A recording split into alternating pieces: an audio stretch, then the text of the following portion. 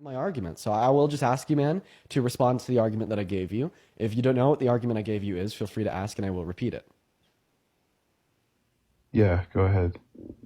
You said that you didn't vote for the Democrats because they were dishonest with the American people about Biden's mental acuity, yes?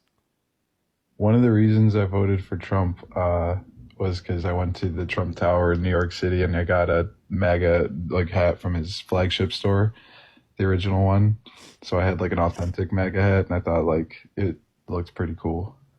All right, man. Are you trolling? I really can't tell. Trump supporters would genuinely say It's that, a and I don't. genuine thing I did. And I don't feel Yeah, like no you've been reason. trolling up until this point. So you voted for Trump because you got a hat? It's you're asking for reasons. It's one of the reasons. Yeah. That's not a Have you ever troll. heard Yeah. about divorced parents trying to win the favor of their of their fucking toddler children? So the shit. I will happily answer this. And these are my top 5 reasons. I could go on and on and on, but I'll keep it to a 2-minute video. I've always loved him. Before the media tried to make me hate him, I've always loved him. Back to when I was at a concert at Trump Taj Mahal when I was 8 years old seeing Janet Jackson and he walked by and said hello to me and my mother. When The Apprentice came out, I religiously watched that. He's a New Yorker. I'm a New Yorker. Most people cannot handle New York personalities, and that's why they take him as very arrogant and bigoted, whatever you want to call him. It's a New Yorker. His parents lived in one of my neighborhoods. Until they died. They never left. They grew up here. And I know this because their driver used to pick up ice cream at my grandparents' ice cream store.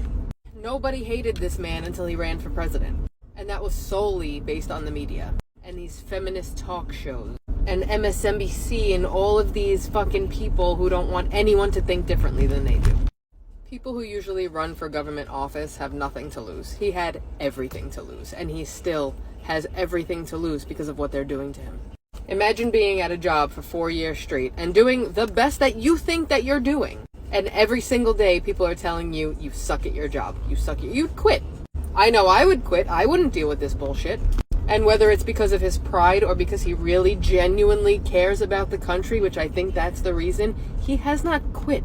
He has literally been tortured for almost 8 years and still wants to fucking save this country. He's not a politician. I love it. Politicians are absolutely full of shit. He stuck to his guns. He did what he said. I commend him for that. I even got a quote from him tattooed on my arm. It says, "It's the outsiders who change the world." He's the underdog. I've always rooted for the underdogs. I don't even know if that's 5 reasons, but those are my reasons. And if he's gonna keep fighting for Americans, I will keep fighting for him. Hell, if it wasn't for him, none of you would know me on TikTok.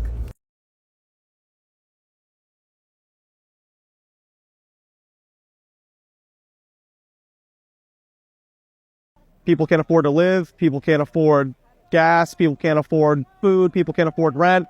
The cost of living has gone up within these past 4 years, and I think that everyone here has been a victim of that. In the future, I want to be able to own a home. And when he was president, the prices were a lot lower, especially for home buyers.